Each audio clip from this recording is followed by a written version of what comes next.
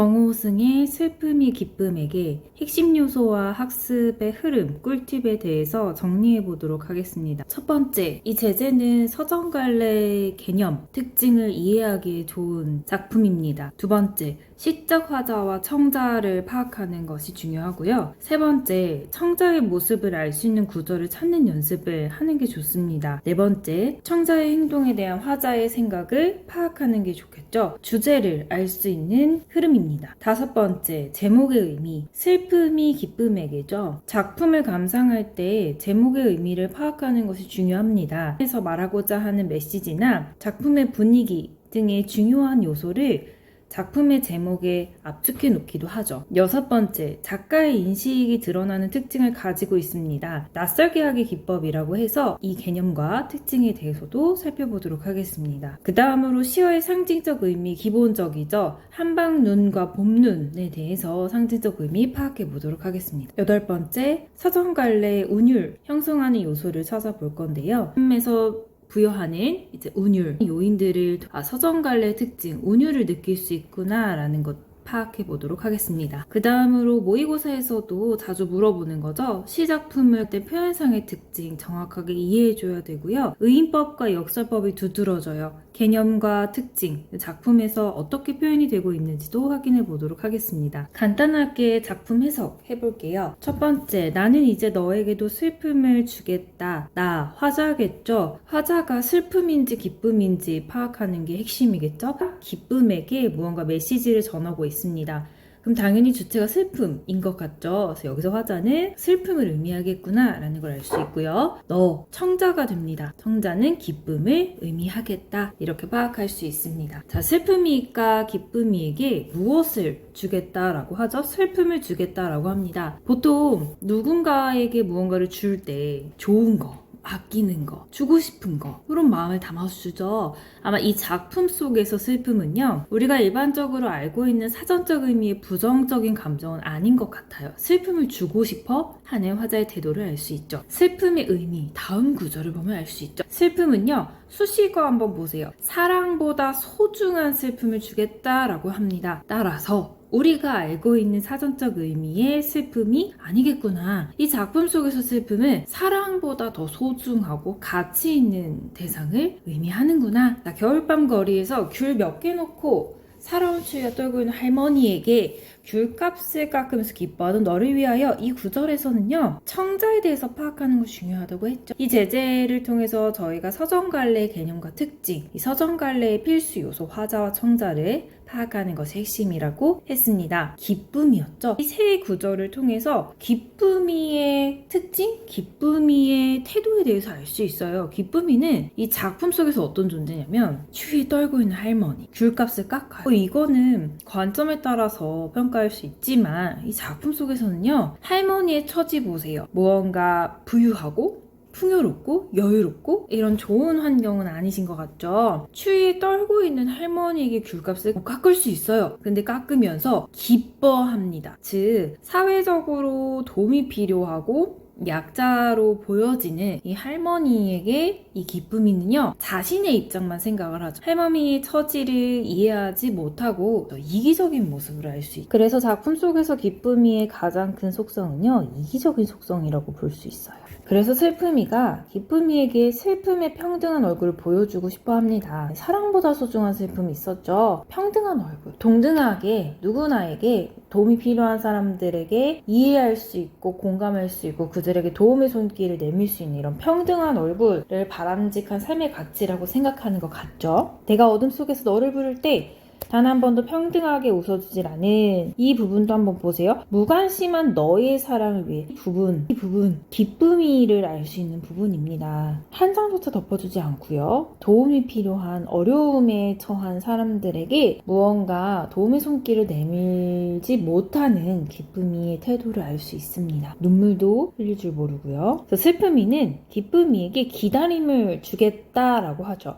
이런 어미들 보세요. 뭐뭐 하겠다. 화자의 의지적인 태도가 드러나죠. 슬픔이는 기쁨이에게 이 슬픔의 가치를 알려주고 싶습니다. 이런 의지적인 태도도 엿보입니다. 앞부분에서 중요한 학습 요소 얘기했었죠. 작품 시를 감상할 때 시어의 상징적인 의미 중요하게 파악해줘야 해요. 한방눈이라던가 봄눈 한번 볼까요? 한방눈 했을 때 여러분 하늘에서 내리는 눈 예뻐 보이죠? 이 작품 속에서도 과연 우리가 알고 있는 이 아름다운 한방눈을 의미할지를 한번 볼 건데요. 세상에 내리던 한방눈을 멈추겠다라고 합니다. 멈춘다? 한방눈이 이 슬픔이 화자에게는 좋은 대상은 아닌 것 같죠? 좋으면 계속 내리게 하겠죠. 반면에 봄눈은 어때요? 데리고 간대요. 따라서 이 한방눈은요, 사람들을 더 춥게 해요. 어떤 사람들? 사회적인 약자, 소외된 이웃들, 이런 사람들을 더 추위에 떨게 하는 좀 부정적인 시련을 주는 대상이고, 봄눈은요, 오히려 이 사람들을 포근하게 해주고 보리밭에 내리던 봄눈이라고 하죠. 좀 더 따뜻한 손길을 내밀 수 있는 따뜻한 존재라는 걸 알 수 있습니다. 슬픔의 힘에 대한 이야기를 하면서 기다려주겠다라고 합니다. 정리해보겠습니다. 작품에서 화자와 청자 파악하는 거 중요하다고 했습니다. 화자는 나로 등장했고요. 슬픔을 의미합니다. 청자는요, 너로 등장했고 기쁨을 의미했습니다. 청자의 모습을 파악하는 게 중요했죠. 그래야 이 슬픔이가 기쁨에게 어떤 메시지를 전하고 싶은지를 알아야 작품의 주제를 파악할 수 있죠. 도움이 필요한 할머니, 어려운 처지 할머니에게 귤값을 깎으면서 기뻐했습니다. 타인의 고통 신경 쓰지 못하고요. 그러니까 이런 타인의 입장을 이해나 배려를 하지 못하고 굉장히 자기중심적으로 생각하는 기쁨의 모습을 알 수 있었죠. 가만히 덮인 동사자가 얼어 죽을 때 이런 도움의 손길조차 타인에게 무관심한 태도를 알 수 있는 부분입니다.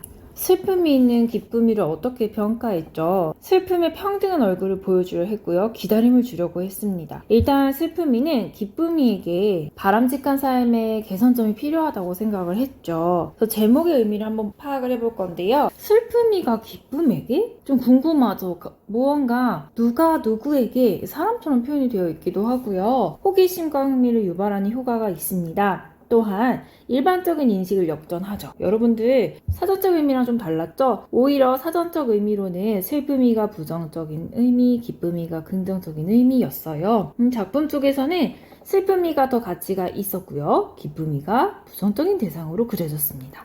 일반적인 인식과 다른 효과를 주는 제목의 서술상의 특징을 알 수 있고요. 기쁨이에게 많은 것을 주고자 하는 슬픔이의 태도가 부각이 되죠. 슬픔이가 기쁨에게 슬픔이가 주라는 게 명확하게 드러난다. 슬픔과 기쁨에 대한 작가의 인식도 살펴볼게요. 일반적으로 슬픔의 감정을 선호하는 사람이 있을까요? 부정적인 감정으로 그려집니다. 기쁨은 긍정적 감정으로 그려졌죠. 그런데 작가는 이런 일반적 인식과 다른 역설적 인식을 보여줬어요. 이기적인 존재로 드러났고요. 슬픔이 오히려 이타적인 존재라서 작품 속에서 어떻게 수식을 했었죠? 사랑보다 소중한 슬픔, 이런 구절들을 통해서 슬픔의 의미를 알 수 있었습니다. 상징적 시어의 의미 보겠습니다. 한방눈을 어떻게 하겠다라고 했죠? 멈추겠다라고 했어요. 따라서 이 작품 속에서 한방눈은 긍정적인 대상은 아니겠구나. 사람들에게 추위와 고통을 주는 거죠. 가진 사람들에게는 포근한 존재일 수 있겠지만